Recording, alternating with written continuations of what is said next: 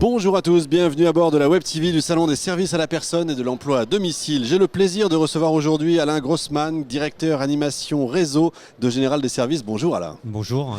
Quelques chiffres peut-être pour commencer, le nombre de franchisés par exemple? Alors aujourd'hui, le réseau Général des Services, c'est 75 agences actives et une dizaine de franchisés en cours de formation et qui ouvriront d'ici le début de l'année prochaine. Pas mal, chiffre d'affaires? Sur l'année dernière, on était aux environs de 30-35 millions et on vise une quarantaine de millions cette année. Sur combien de salariés à peu près? 2500 salariés sur tout le réseau, sur le territoire.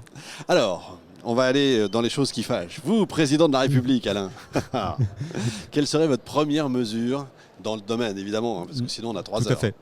Alors, je ne vais pas faire le mois président, ça a déjà été fait, mais vous moi, pouvez. président de la République en plaisir. 2022, je sortirai la loi Grand Âge, qui nous a été promis successivement par Sarkozy, par Hollande.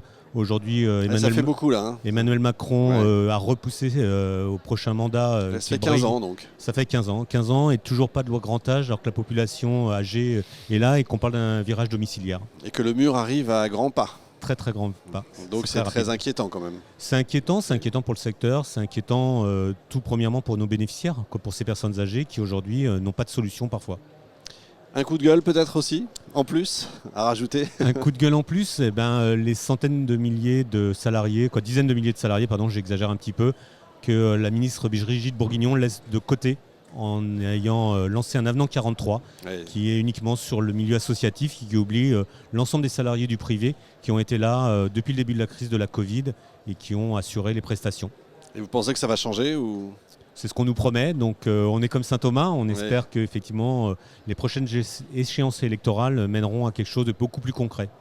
Malgré tout, vous êtes confiant ou de plus en plus prudent parce qu'il y en a marre d'attendre? Ça fait 15 ans que je suis dans le secteur du service à la personne. Voilà. Il y a eu d'autres orages. On est toujours arrivé à les surmonter et à avancer pour le bien-être de nos salariés et de nos bénéficiaires.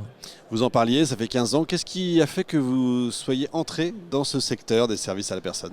Dans le secteur des services à la personne et particulièrement chez Général des Services, c'est le côté humain, les valeurs humaines, le sens du service, savoir aider les autres.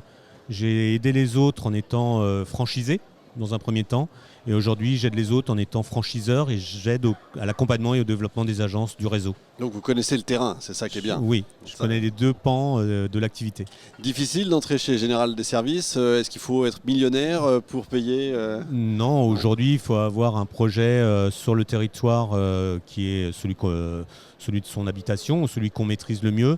Et aujourd'hui, c'est un droit d'entrée de 25 000 euros et un investissement qui est entre 75 000 et 120 000 euros sur le territoire. Mais Général des Services va vous accompagner dans tout ce qui est financement. Y compris la formation, bien sûr. C'est compris formation, oui, tout à fait. Ouais, c'est formidable.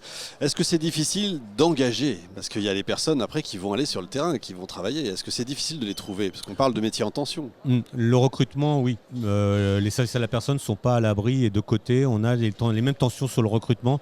Donc aujourd'hui, c'est à nous de pouvoir travailler, à les recruter, les fidéliser, leur amener un confort de vie qui soit le meilleur possible. Pour ça, il faut effectivement un minimum de finances, d'où mon premier coup de gueule. Général des Services, c'est uniquement franco-français ou vous travaillez déjà à l'étranger? Aujourd'hui, on est sur le territoire métropolitain, mais également dans les dom-toms avec une agence à Mayotte et une agence à La Réunion. D'accord, et pas encore l'étranger?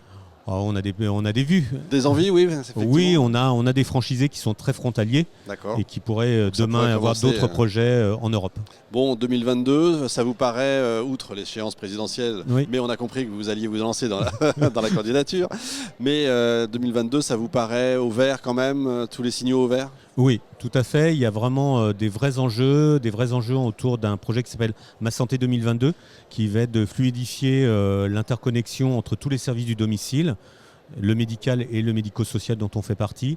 Et puis, pour nous, c'est un gros enjeu. C'est 100 agences, on l'espère, à la fin de l'année 2022. Donc, de belles perspectives. Alain, je vote pour vous. Merci beaucoup. Fin de cet épisode en direct de notre Web TV.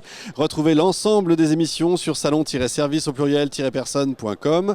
On se retrouve dans un instant avec un nouvel invité.